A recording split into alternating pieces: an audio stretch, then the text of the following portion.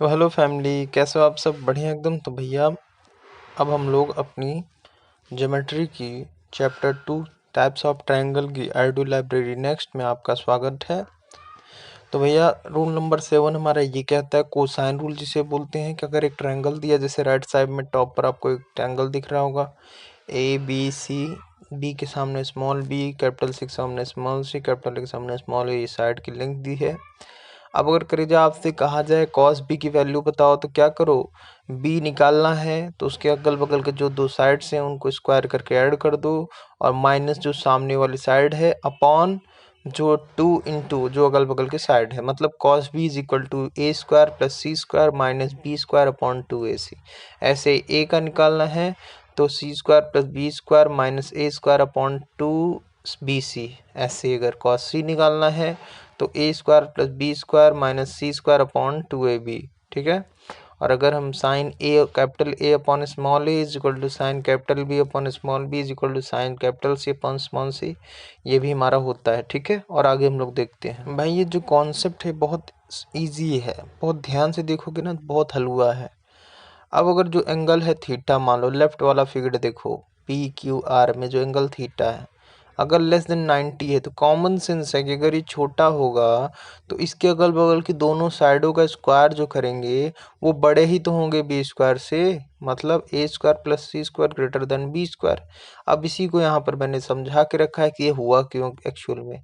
Cos theta की value A square, जल्दी से देखेंगे। हाँ, cos theta is equal to A square plus C square minus B square upon 2ac। Cos theta less than 90, तो अगर 90 से कम है तो आपको पता है कि 90 से कम में कॉस थीटा क्या होता है, पॉजिटिव होता है, ग्रेटर देन 0 हो जाएगा। और पॉजिटिव होता है तो A square plus C square greater than B square. ठीक है। ऐसे अगर एग्जैक्ट 90 होगा तो A square plus C square is equal to B square. लेकिन अगर यही थीटा 90 से बड़ा हो गया तो कॉमन सेंस कहता है कि सामने वाली साइड बड़ी हो जाएगी, मतलब B square greater than A square plus C square. ठीक है। यही हमारा रूल नंबर 8 है। ठीक है। आगे देखते हैं हम लोग। अगर कभी ट्रायंगल में यार 60 डिग्री ऊपर दिया है तो उसके सामने √3 मान लेना, 30 डिग्री दिया है उसके सामने 1 मान लेना, और 90 डिग्री दिया है तो उसके सामने 2 मान लेना। ठीक है। या ऐसे रट लो, 60 30 अगर दिया है तो 60 के सामने √3 और 30 के सामने 1, इतना रट लो, बाकी तो आ ही जाएगा। अब रूल नंबर 9 क्या कहता है कि राइट एंगल ट्रायंगल का मैक्सिमम एरिया होगा जब जब वो आइसोस्केल ट्रायंगल हो, मतलब कोई राइट एंगल ट्रायंगल अगर उसका मैक्सिमम एरिया है पता करना है तो इसका मतलब उसको क्या बनना पड़ेगा, आइसोस्केल, मतलब समद्विभुज, मतलब दो साइड जिसकी इक्वल होती है। ठीक है। आइसोस्केल ट्रायंगल का मैक्सिमम एरिया होगा जब वो राइट एंगल ट्रायंगल, उसी का रिवर्स, मतलब कि आपका अगर राइट एंगल है तो मैक्सिमम होगा आइसोस्केल होने पर, और आइसोस्केल है तो उसको मैक्सिमम होने के लिए क्या होना पड़ेगा, राइट एंगल। ठीक है। आगे देखते हैं हम लोग। तो भाई रूल नंबर 10 वही है जो हम लोगों ने भी डिस्कस किया था, properties of acute angle triangle properties. Acute, right, obtuse. Acute में हमने भी डिस्कस भी किया था, एक्यूट है तो इसका मतलब A square plus B square greater than C square, angle A plus angle B greater than angle C, common sense. उसी तरह अगर C square plus A square plus B square है इक्वल टू सी स्क्वायर, तो angle C is equal to angle A plus angle B. ऐसे ही angle C obtuse है तो इसका मतलब C square greater than A square plus B square, मतलब angle C is angle A plus angle B greater than angle C greater than angle A plus angle B. ठीक है। मतलब angle C greater than angle A plus angle B. ठीक है। तो भाई triangle का कुछ प्रॉपर्टी है, एंगल के थ्रू देखोगे तो less than 90 acute, equal to 90 right, greater than 90 obtuse. अगर साइड की तरफ देखोगे तीनों साइड अलग हो गए, स्केलिन, दो साइड इक्वल आइसोस्केल और तीनों साइड इक्वल तो इक्विलेटरल। तो ये थोड़ी सी प्रॉपर्टी इसको भी देख लिया। ठीक है। आगे देखते हैं हम लोग अब आगे। अब अगर जैसे रूल नंबर 12 में आपको फिगर जो दिख रहा है कि मतलब एक साइड दी है, दो साइडें दी हैं, एक साइड बी दी है, दो साइड इक्वल है, हमको इसका एरिया बताना है। तो हमें पता है कि AD स्क्वायर प्लस B/2 का whole square is equal to A square.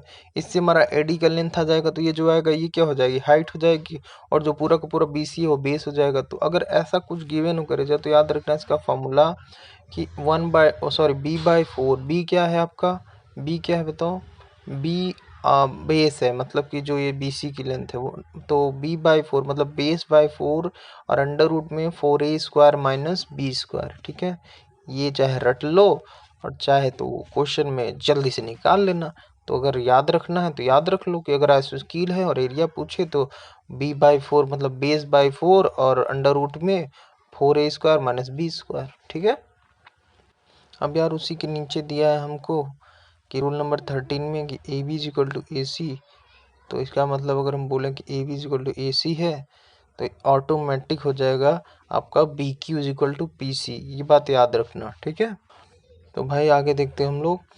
Rule number 14 ये कहता है कि अगर एक ट्रायंगल है, राइट एंगल ट्रायंगल, जैसे आपको सामने दिख रहा है रूल नंबर 14 के नीचे वाला फिगर, ABC, B से एक लाइन गई है P पॉइंट पर, तो अगर ये एक आपका इक्विलेटरल ट्रायंगल नहीं है, आइसोस्केल है, मतलब दो साइड इसकी इक्वल है, तो ए है तो ये √2a पूरा हो जाएगा, मतलब AC लेंथ कितनी हो गई √2a।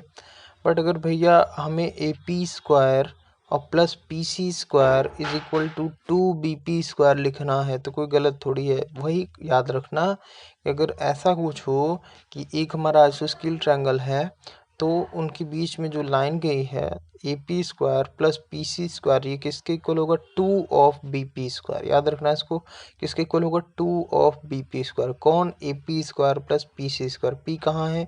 B के ऊपर AC लाइन पर जो पॉइंट डली है BP है। ठीक है। आगे देखते हैं हम लोग।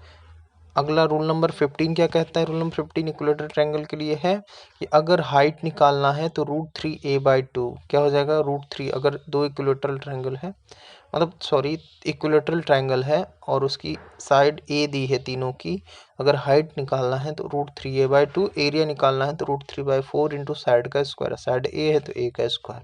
कैसे आया है तो जल्दी से देख लो। AD minus BD² is equal to AD², AB minus BD², AB² minus BD² is equal to आपका हाइपोटेन्यूज का स्क्वायर AB का स्क्वायर। और अब इसको हम अपना सॉल्व कर लेंगे, इससे h हमारा आ जाएगा √3a/2। ठीक है। तो देखो यार रूल नंबर 16 क्या कहता है कि जैसे कि एक ट्रायंगल है, मान लो ABC, जिसमें इक्विलेटरल ट्रायंगल है, ए साइड गिवन है, उसके बीच में P पॉइंट कहीं भी हमने एट रैंडम ले लिया ट्रायंगल के अंदर, और उस P पॉइंट से तीनों साइड पर, मतलब AB पर, AC पर और BC पर हमने परपेंडिकुलर डाला। याद रखना इस बात को, मैं बोल के रहा हूँ परपेंडिकुलर डाला। तो भैया ये जो लाइन बना PE, PF और PD, ये सब क्या है? एक दूसरे पर परपेंडिकुलर है। तो मतलब अब ये हाइट मान लिया H1 PD H1 है, PE H2 है और PF H3 है, और हमसे कहा जाए कि आप बताइए कि ये जो H1 plus H2 plus H3 इसकी वैल्यू क्या होगी, तो याद रखना इसकी वैल्यू हो जाती है √3a/2। जो हमने हाइट देखा था ना, वही उन सभी को ही। तो जैसे अभी हमने √3a/2 हमने देखा था, वही चीज़। ठीक है।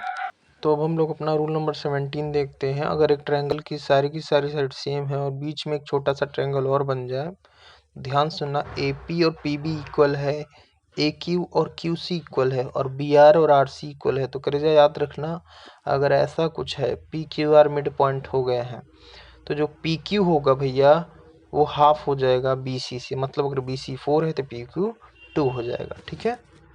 ये रूल नंबर 18 क्या है कि हाउ मेनी आइसोस्केल triangles with integer sides are possible such that the sum of two other sides are 16 centimetre. तो इसका ट्रिक याद रख लो कि नंबर ट्रायंगल पॉसिबल के लिए 5x/3 का ग्रेटेस्ट इंटीजर -3 कर देना। x की वैल्यू 16 है, जो भी दी रहा, इवन के लिए रखना। जब दो का सम 16 दिया है तो हमने 5 इंटू 16/3 किया, 26.66 हमें पता है। 5 से ज़्यादा होता है पॉइंट का तो एक ऐड कर देते हैं, 27 - 3 आंसर आ जाएगा 24। मतलब टोटल ट्रायंगल कितने बनेगा आइसोस्केल्स के दो साइड के, मतलब टोटल ट्रायंगल कितने, नंबर ऑफ ट्रायंगल 24। इसका कॉन्सेप्ट भी है कि एक बार मानेंगे हम लोग कुछ कि मान लिया 2 8 8 है, फिर x माना, बट वो बड़ा पड़ जाएगा, इसीलिए हम शॉर्टकट याद रखेंगे 5x/3 ग्रेटेस्ट इंटीजर -3। तो मिलते हैं नेक्स्ट मैथ की ऑडियो लाइब्रेरी में, तब तक के लिए जय श्री राम, जय सिया राम, बाय। ठीक है।